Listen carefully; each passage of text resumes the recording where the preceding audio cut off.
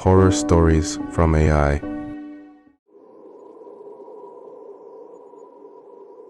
The room was silent, save for the rhythmic ticking of the grandfather clock in the hall. Sarah, exhausted from a long day, snuggled deeper into her bed, the soft cotton sheets wrapping her like a warm embrace. She closed her eyes, drifting off into a peaceful slumber. Unbeknownst to her, beneath the bed, a spectral figure lurked. A woman, her form ethereal and translucent, her eyes glowing with an unnatural light. She had been trapped there for decades, a victim of a tragic accident, her spirit tethered to the earthly plane. The woman watched Sarah, her gaze intense. She yearned for connection, for understanding, but her attempts were futile, her ghostly form invisible to the living. She could only watch, a silent observer of Sarah's life. As Sarah slept, the woman inched closer, her spectral hand reaching out to touch the girl's ankle. A shiver ran down Sarah's spine, a cold sensation that woke her from her slumber. She opened her eyes, her heart pounding. The room was dark, the only light coming from the street lamp outside. She tried to shake off the feeling, but it persisted. A sense of dread washed over her, a fear she couldn't explain. She glanced towards the bed, her eyes widening in horror. There, beneath the bed, she saw a pair of glowing eyes staring back at her. Terror seized her as she scrambled out of bed, her heart racing. She stumbled backward, her back hitting the wall. The ghostly woman emerged from beneath the bed, her form becoming more solid with each passing moment. Her face, once serene, was now twisted in a grotesque grimace. Sarah screamed, her voice echoing through the silent house. The woman lunged, her spectral hands reaching out to grasp Sarah. A chilling scream filled the room as the woman's icy touch connected with Sarah's skin. The next morning, the house was empty. The only sound was the soft ticking of the grandfather clock, its rhythmic beat a constant reminder of the tragedy that had unfolded within its walls. The ghostly woman, her thirst for connection finally satisfied, remained beneath the bed, her spectral form fading into nothingness.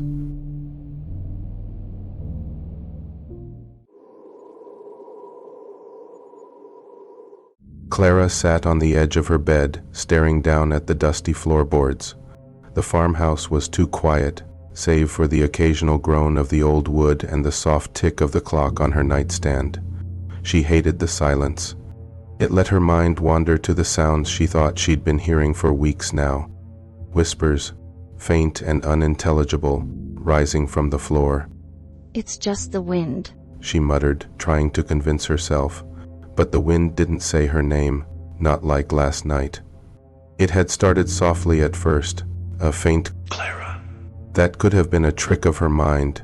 She had rolled over, pulling the blanket over her head and squeezing her eyes shut. But then it came again, clearer this time, a voice rasping her name like it was scraping against her ears. Tonight, she decided, she was going to end it. The flashlight in her trembling hand felt heavy, though it was small. She clutched it tightly, trying to steel her nerves. "It's nothing," she whispered. "It's just an old house." The words did little to comfort her. The bed loomed large behind her, the darkness underneath it stretching out like an endless cavern. The whispers started again, faint but persistent. Clara froze, her heart thudding in her chest. "Clara." The sound wasn't muffled anymore. It was closer, like someone was right beneath her. She had to know. Taking a deep breath, Clara dropped to her knees, lowering herself so she could see under the bed. The flashlight wavered in her hand as she flicked it on. The beam of light cut through the shadows, illuminating nothing. She sighed, relief washing over her. Dust and an old sock greeted her eyes. But just as she was about to pull away, the beam of light dimmed, flickering, and then she saw it, a hand, pale, bony, and clawed. It slid out from the darkness, its long fingers curling as if to beckon her closer. Clara's breath caught in her throat. She scrambled backward, the flashlight falling from her hand and clattering to the floor. "No," No. she whispered, her voice trembling. The whispers grew louder now, a chorus of voices all calling her name, overlapping and echoing in her head. The hand crept further out, followed by an arm. Then, impossibly, the darkness under the bed seemed to stretch and swell. A face began to emerge, hollow eyes, sunken cheeks, and a mouth twisted into a grin too wide for its face. Clara, It said again, its voice a harsh whisper that filled the room. come closer. She couldn't move. Her legs felt like lead, her body frozen in fear. The creature dragged itself out further, its movements jerky and unnatural, as though it were a puppet on strings. Desperation finally broke through Clara's paralysis. She turned and jumped for the door, having a hard time trying to open it. But before she could twist it open, a cold hand wrapped around her ankle, its grip like iron. Clara screamed, kicking wildly. The whispers turned into laughter, cold and cruel, as the thing dragged her backward toward the bed. She clawed at the floorboards, her nails splintering as she struggled to hold on. Let me go. She cried, but the darkness was relentless. The last thing she saw before being pulled under was her flashlight, its weak beam rolling to a stop, illuminating the empty room. The farmhouse went quiet again. Dust settled back onto the floorboards, and then the whispers returned.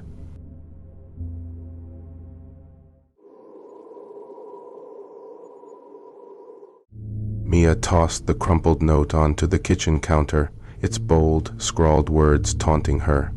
Never look under the bed after midnight.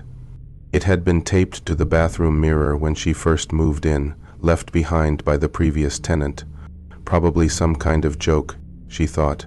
The apartment already had enough quirks to make her roll her eyes, flickering lights, groaning pipes, and that lingering musty smell she couldn't seem to air out. Adding a bizarre rule just felt like the cherry on top. But as the days went by, the rule began to nag at her. The tapping started on her second night. She woke with a start, the dim green glow of her clock reading 12:01 a.m.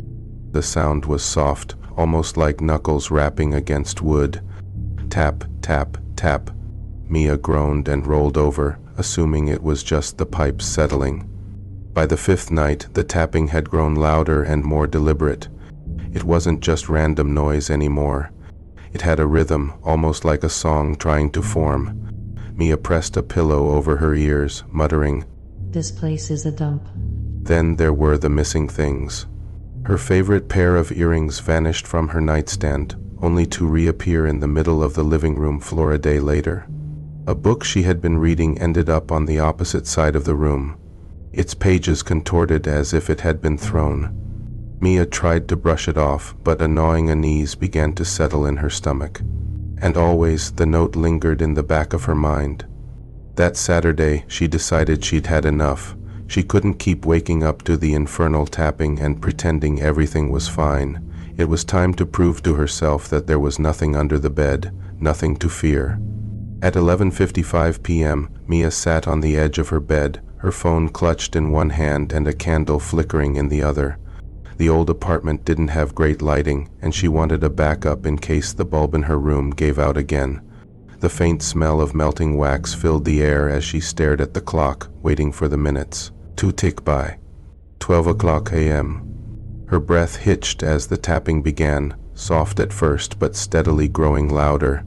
Tap, tap, tap. She swallowed hard, gripping the edge of the blanket. "It's just pipes. She whispered to herself. Just old pipes." With a quick motion, she lifted the blanket and pointed her phone's flashlight under the bed. The beam of light hit empty floorboards and a few stray dust bunnies. Mia let out a shaky laugh, the tension draining from her shoulders. "See? Nothing." She said aloud, feeling silly for even worrying. But as she lowered the blanket, the tapping stopped. The sudden silence was almost worse than the noise. Mia froze, her heart thudding in her chest.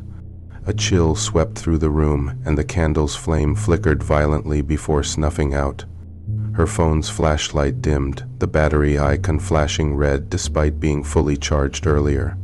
Then she heard it, a low, raspy voice. You Mia whipped her head around, but the room was empty. Her breathing quickened as she turned her gaze back to the bed.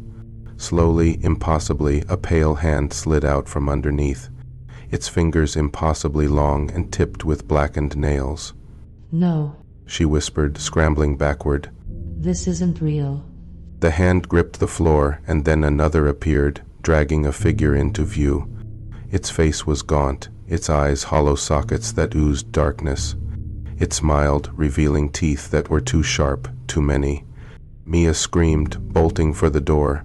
But no matter how far she ran, the bedroom stretched endlessly, the walls warping and the doorway shrinking away. Behind her, the creature's laughter filled the air, a cruel, echoing sound. I warned you. It hissed. Never look under the bed. The last thing Mia saw was its hands reaching for her, pulling her into the shadows beneath the bed. By morning, the apartment was silent. A new note was taped to the bathroom mirror. Never look under the bed after midnight.